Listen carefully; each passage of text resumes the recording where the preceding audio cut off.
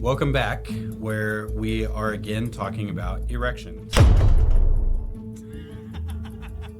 This go around, I wanted to talk about why PDE5 inhibitors like tadalafil, Cialis, sildenafil, Viagra sometimes don't work the way people expect. Because this is one of the most misunderstood topics in men's health. And no, it's not because the medication it's weak, it's because the body isn't doing its job upstream. I hear this all the time. Cialis works, but it's really unreliable, or it was working at first, but now I think I'm dependent on it. And the inconsistency is the first clue. You don't get dependent on these, but we need to make sure that the precursors are being appropriately addressed. And so let's back up. Let's think of an erection like a car engine, and nitric oxide is the fuel. Medications like Cialis, Viagra, those are the turbochargers.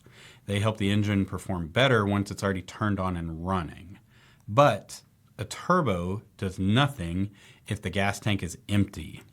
You can add all the performance upgrades you want. New exhaust, bigger turbo, cool decals, but if there's no fuel, you're just sitting there, revving the engine, looking confident, not moving, which may feel familiar. PDE5 inhibitor medications, they don't create nitric oxide. They slow the breakdown of nitric oxide that already exists. And so if you're not producing nitric oxide, the meds isn't failing, it's just unemployed. Nitric oxide is the signal that tells the blood vessels to relax. And when that signal fires correctly, arteries open, blood flows in, pressure builds, veins compress, and that's how you get an erection. Low nitric oxide is weak signal, weak flow, weak result. Here's a wild one almost no one knows. A meaningful portion of nitric oxide is actually produced in your mouth. And so healthy oral bacteria convert nitrates from food into nitric oxide. What could inhibit this? The daily use of antibacterial mouthwash. It obliterates those bacteria. So if you're exercising, eating better, taking supplements, and nuking your mouth twice a day, you may be actively sabotaging your own nitric oxide production. Minty fresh breath, 0 horsepower. So let's talk about food. So this is where people can help themselves without a prescription. Some foods are basically premium fuel for nitric oxide. The biggest hitters, beets. Yeah, beets. Bears, Battlestar Galactica. Beets are super trendy right now, but they have a legitimate use. They're loaded with nitrates, which your body can convert into nitric oxide. If you ever had beet powder and thought, why do I feel like I'd run through a wall? That's why. Another great source are leafy greens like spinach, arugula, kale. These are nitric oxide gold mines. Arugula especially is basically a leafy green Viagra. It's not as catchy for marketing, but very effective. I stole this from Brandon Smith at TFGU, so local shout out. It's a gym in the same building as Live Oak, but grab some frozen spinach and use it as ice in your protein shakes. It's amazing. There's no leafy green taste and helps make the shake creamier and super tasty, and you're getting tons of nitrates to help boost your nitric oxide. So shout out Brandon. Other options, celery, lettuce, radish, they're all nitrate rich, all helpful. But here's the catch. Those nitrates only turn into nitric oxide if your oral bacteria are alive, which brings us back to stop carpet bombing your mouth with antibacterial mouthwash.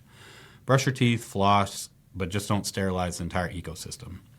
If your diet is ultra processed, low in vegetables, high in sugar, you're not giving your body the raw materials to make nitric oxide. You're asking the turbo to fill an empty tank. So here's where this stops being a bedroom-only conversation as well. The same blood vessel lining that controls erections controls blood flow everywhere. The lining is the endothelium in the penile arteries. They're small. So when nitric oxide production drops, the penis is usually the first place you notice it. Your penis is basically the check engine light for the cardiovascular system. Loud, uncomfortable, super informative. Low nitric oxide usually tracks with insulin resistance, chronic inflammation, poor sleep or sleep apnea, sedentary lifestyle, smoking, vaping, excess visceral fat. Not penis problems, systems problems. So instead of just asking what pill do I take, ask how do I make more fuel? That means aerobic exercise, resistance training, nitrate-rich foods. L-citrulline is a good one. Quality sleep, less inflammation, and fewer chemical mouth nukes. If your lifestyle is fighting your blood vessels, the medication is just trying to survive. Strong erections usually mean good nitric oxide production, healthy blood vessels, better heart health. Weaker, inconsistent erections, that's not failure, that's feedback. Fix the fuel, and now the turbo finally works. And the bonus, better erections now and a healthier heart later.